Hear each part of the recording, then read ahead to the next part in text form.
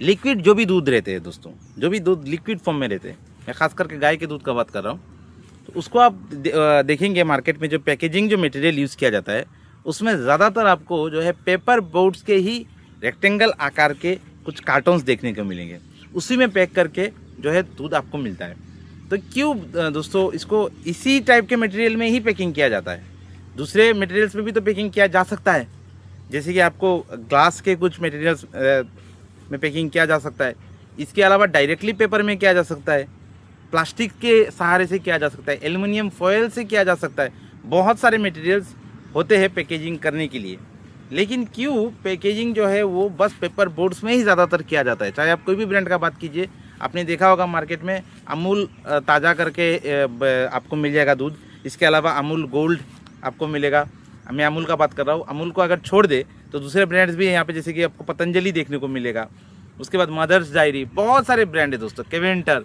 तो मैं ब्रांड्स के बारे में नहीं बोलना चाहूँगा ज़्यादा, मैं बस आपको यही बताना चाहूँगा कि इसका जो पैकेजिंग है उसको इस तरीके का पैकेजिंग करने के पीछे कुछ खास रीज़न होता है, कुछ खास जो है उसका कारण है, जिसके वजह से ही इसको इसी हिसाब से मतलब पैकेजिंग किया जाता है। उसके दूसरे तरीके से अगर पैकेजिंग करेंगे तो उसमें थोड़ा सा प्रॉब्लम आ सकता है। क्या क्या प्रॉब्लम आ सकता है उसके ऊपर मेरा आज का पूरा वीडियो है दोस्तों। वीडियो में आप लोग बने रहे ताकि पूरी जानकारी आपको मिल सके। तो चलिए हम लोग वीडियो में आगे बढ़ते हैं और शुरुआत करते हैं कि जो दूध है, दूध में आपको ऐसे क्या क्या चीज़ें मिलती है जिसके वजह से जो है उसका पैकेजिंग बहुत ज़्यादा मैटर करता है। देखिए, सबसे पहला बात, दूध जो है अगर आप घर में भी अगर आप फॉलो करें तो गाय का अगर फ्रेश दूध आपको कहीं से मिल भी रहा है तो आप ये चीज़ को ख्याल क्या होगा कि अगर आप उस दूध को गर्म नहीं करते, ठीक है, आपने तुरंत के तुरंत जो है उसको गर्म नहीं किया या कुछ समय के अंदर में भी अगर इसको हीट नहीं किया, या आपने उसको फ्रिज में रेफ्रिजरेटर में, अगर आपने दूध को गर्म भी नहीं किया कुछ समय के अंदर में और आपने उसको रेफ्रिजरेटर में भी नहीं रखा ठंडा होने के लिए, तो भी आपका दूध जो है फट सकता है और फटता भी है दोस्तों। मतलब ख़राब होना, फटने का मेरा कहने का मतलब है कि ख़राब हो जाता है दोस्तों। आपने इस चीज़ को नोटिस किया होगा कि दूध एक समय के बाद में ख़राब हो जाता है। तो इसमें देखिए बहुत सारे कारण हैं, दूध में बहुत कुछ होता है, विटामिन न्यूट्रिएंट्स होते हैं जिसके वजह से जो है दूध कुछ समय के अंदर में ख़राब हो जाता है। मैं उस न्यूट्रिएंट्स के ऊपर में इतना ज़्यादा बात नहीं करना चाहूँगा। मेरा आज का विषय है कि पैकेजिंग क्यों इसी तरीके से किया जाता है। तो सबसे पहले मैं बता दूं दोस्तों, देखिए दूध जो है अगर आपने उसको किसी और मटेरियल में पैकेजिंग किया, जैसे कि मान लीजिए आपने ग्लास में उसको पैकेजिंग किया, ग्लास के बॉटल्स में, तो क्या होगा, कंपनीज़ को उसको कैरी करने में दिक्कत होता है। जैसे कि मान लीजिए आपको प्लांट जो है वो दिल्ली में है, दिल्ली से आपको जो है कोलकाता में आपको सामान को शिपमेंट करना है, तो उसमें क्या होता है, ट्रांसपोर्टेशन में बहुत दिक्कत हो जाता है, उसको फटने का डर रहता है। मतलब वो जो बॉटल है वो टूट सकता है, फट सकता है, फट नहीं सकता एक्चुअली, टूट सकता है, टूटने का डर रहता है। ऊपर से वो उसका वज़न भी बढ़ जाता है जिसके वजह से ट्रांसपोर्टेशन में दिक्कत आ जाता है। अगर मैं दूसरे मटेरियल्स का भी बात करूँ, मैं ग्लास के अलावा भी, जैसे कि आप लोग ने, मैंने अभी पहले शुरुआत में ही बता दिया था कि प्लास्टिक्स का भी इस्तेमाल किया जा सकता है। लेकिन देखिए एक्चुअली जो इंडस्ट्री स्टैंडर्ड है उसमें जो है हाई डेंसिटी पॉलीथिलीन करके एक मटेरियल आता है जिसमें दूध को पैकेजिंग किया जाना चाहिए, मतलब ये इंडस्ट्री स्टैंडर्ड के हिसाब से, या लो डेंसिटी पॉलीथिलीन करके भी एक मटेरियल आता है जिसका इस्तेमाल किया जाना चाहिए। लेकिन कंपनीज क्या करती है, इसमें जो है आपको डायरेक्टली इसमें पॉलीथीन का इस्तेमाल नहीं करती, क्योंकि आपके सेहत के साथ जुड़ा होता है। इसमें कुछ FSSAI का स्टैंडर्ड भी रहता है, जो food safety security authority of India है, उनका भी कुछ स्टैंडर्ड्स उनको फॉलो करना पड़ता है, जिसके वजह से ये लोग क्या करते हैं, जो पैकेजिंग मटेरियल बनाते हैं दोस्तों, उसको वो लोग जो है उसमें लेयरिंग करते हैं। 2-3 तरीके का लेयर आपको उसमें मिलेगा। आपने अगर घर में उस पे मैं अगर एग्जांपल के तौर पे बताऊँ, आपने अगर पतंजलि का भी अगर आप दूध आपको लेयर मिल रहा है घर में, तो आप उसको जो कार्टन आपको मिल रहा है जिसमें अंदर में आपको जो है दूध मिल रहा है, आप उसको जो है खोल के अच्छे से देखने की कोशिश कीजिए। इसमें आपको 2-3 लेयर मिल जाएगा। सबसे पहले लेयर में जो है आपको इसमें मिलेगा, बाहर में वो रहता है कागज़ का, ठीक है, कागज़ में भी मतलब पेपर का भी, इसमें पेपर बोर्ड का इस्तेमाल किया जाता है सबसे पहले, जो हार्ड फॉर्म में रहता है लगभग।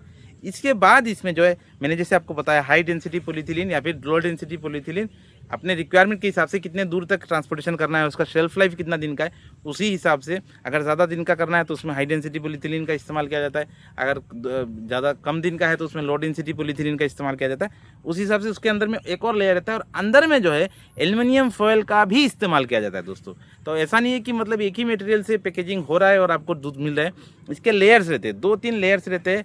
और इतने सारे लेयर्स रहने का भी बहुत सारा रीज़न है। जैसे कि अगर आपका दूध जो है लाइट के कांटेक्ट में आ जाता है, अगर इसमें मतलब कहीं से भी अगर थोड़ा सा लाइट आ जाता है तो क्या होगा, आपका दूध में जो विटामिन बी रहता है दोस्तों, विटामिन बी मतलब कम सकता है या फिर गायब भी हो सकता है, जिसके वजह से लाइट के संपर्क में किसी भी तरीके से दूध को आने नहीं दिया जाना चाहिए, जिसके वजह से लेयरिंग इतना ज़्यादा किया जाता है कि लाइट का कोई भी संपर्क दूध के साथ डायरेक्टली ना हो। ये हो गया पहला कारण।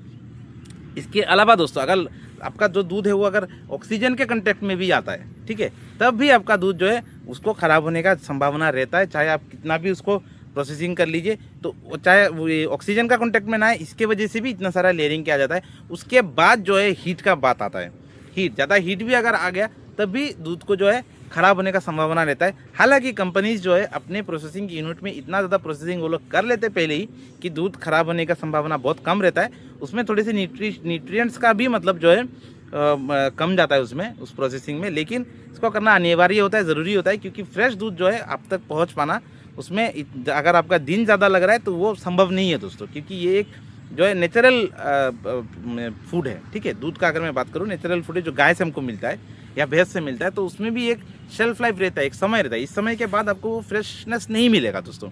तो जिसके वजह से कंपनीज को क्या करना पड़ता है, जैसे कि चलो वो लोग का जो मैन्युफैक्चरिंग यूनिट ज़्यादा रहता है, ठीक है, उसमें उन लोगों को ज़्यादा मैन्युफैक्चरिंग करना पड़ता है, जिसके वजह से कंपनीज क्या करती है, उसमें थोड़ा सा जो है प्रोसेसिंग करती है। प्रोसेसिंग के चक्कर में थोड़ा सा न्यूट्रिशन का थोड़ा कमी हो जाता है, लेकिन फिर भी दूध ख़राब नहीं होता है। और ये जो है पैकेजिंग का जो लेयर है, जो 2-3 लेयर में जो आपको पैकेजिंग दूध का किया जाता है, उसके वजह से दूध ख़राब नहीं होता है और काफ़ी दिनों तक दूध जो है अच्छा रहता है। और शेल्फ लाइफ भी आप लोग चेक अगर करेंगे, अगर आप कोई भी ब्रांड का मैं बात करूँ तो उसमें आपको अच्छा खासा शेल्फ लाइफ मिल जाएगा। तो ये जनरली पॉसिबल नहीं है। अगर आप मतलब आप आमतौर पे अगर घरों में आप दूध को कलेक्शन कर रहे हैं, आपने अगर उसको फ्रिज में भी रखा है, तब भी आप देखिएगा एक समय के बाद वो ख़राब हो जाता है दोस्तों। जैसे ही आप उसको फ्रिज से निकाल के गर्म करने के लिए जाएंगे, तब आपको दिखेगा कि ख़राब हो जाएगा। उसमें एक टाइम लिमिट रहता है, मान लीजिए आधा घंटा, 1 घंटा, 2 घंटा तक आप उसको रेफ्रिजरेटर में ठंडा करने के लिए रख सकते हैं। उसके बाद अगर गर्म करेंगे तो कुछ नहीं होगा। लेकिन अगर आपने ज़्यादा समय तक उसको स्टोर किया है रेफ्रिजरेटर में, मान लीजिए 12 घंटा या 24 घंटा या ज़्यादा समय तक आप उसको स्टोर कर रहे हैं रेफ्रिजरेटर में, तो उसके बाद आप घर में भी टेस्ट करके देख सकते हैं। आपको रिजल्ट बिल्कुल नेगेटिव मिलेगा, पॉजिटिव रिजल्ट कभी नहीं मिलेगा। उसमें दूध आपका ख़राब होगा ही, क्योंकि ये दूध का जो है उसका वो मतलब तरीका है, उसी हिसाब से वो दूध बिहेव करती है। तो इसको सही करने के लिए कंपनीज़ को ऐसा करना पड़ता है। प्रोसेसिंग यूनिट में वो लोग अच्छे से प्रोसेसिंग करने के बाद 2-3 लेयर वाला जो है पैकेजिंग मटेरियल इनको इस्तेमाल करना अनिवार्य होता है, क्योंकि मैंने रीज़न आपको सब थोड़ा देर पहले ही बता दिया। हीट का इसमें रहता है बात, उसके अलावा लाइट का बात रहता है, उसके अलावा जो है ऑक्सीजन के कंटेक्ट में नहीं आना चाहिए, और ऐसा पैकेजिंग मटेरियल यूज़ होना चाहिए जिससे जो है ट्रांसपोर्टेशन में आसानी हो। सबसे पहला बात, ट्रांसपोर्टेशन में आसानी हो, आराम से एक जगह से दूसरा जगह ट्रांसपोर्ट किया जा सके, और जो है वज़न भी बहुत ज़्यादा ना बढ़े, क्योंकि वज़न भी अगर बढ़ता है तो उसमें भी दिक्कत आती है और टूटने का भी संभावना नहीं होना चाहिए, ठीक है। जिसके वजह से इस तरीके का मटेरियल का इस्तेमाल किया जाता है दोस्तों। और दूध को जो है आप तक पहुंचाने के लिए बहुत कुछ मतलब मेहनत करना पड़ता है। ऐसा नहीं है कि मतलब अमूल आपको आसानी से जो है दूध सप्लाई कर रही है, ऐसा नहीं है। उसको पहले कलेक्शन किया जाता है, फिर उसके बाद उसमें भी बहुत प्रक्रिया है दोस्तों, ठीक है। टेस्टिंग वगैरह किया जाता है, पहले एक बार टेस्टिंग किया जाता है दूध को, मतलब प्रोसेसिंग करने से पहले अच्छे से टेस्टिंग करके उसका गुणवत्ता पूरा देखा जाता है कि कैसा है दूध, कितने दिनों तक उसका रखा जा सकता है, और इसका क्या क्या क्वालिटी है, इसमें कुछ मिलावट है कि नहीं। बहुत सारी चीज़ों को देखने के बाद इंडस्ट्री स्टैंडर्ड जब मतलब पूरा मीट हो जाता है, जब कंपनीज़ को ये एश्योरेंस मिल जाता है कि नहीं ये कंपनी दूध सही है, अभी इसको आगे प्रोसेसिंग के लिए हम भेज सकते हैं, तब उसमें आगे बहुत सारा प्रोसेसिंग किया जाता है।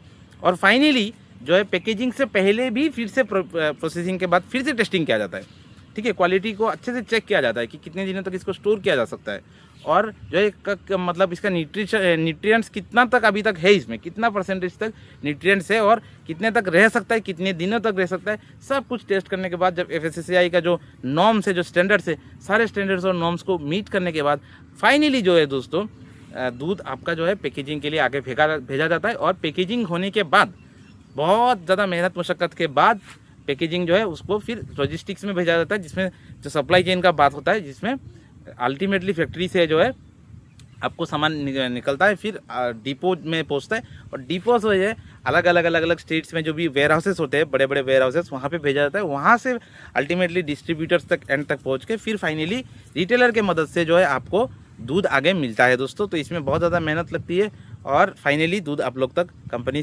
पहुंचाती है दोस्तों। तो आज का मेरा वीडियो इसी के ऊपर था, जिसमें मैंने बात किया दूध के पैकेजिंग के बारे में कि क्यों इसी तरीके का पैकेजिंग का इस्तेमाल किया जाता है और इसके पीछे क्या रीज़न है। सारा का सारा चीज़ें हम लोग ने आज जानने का कोशिश किया। ठीक है दोस्तों, आज का वीडियो मेरा इतना तक ही था।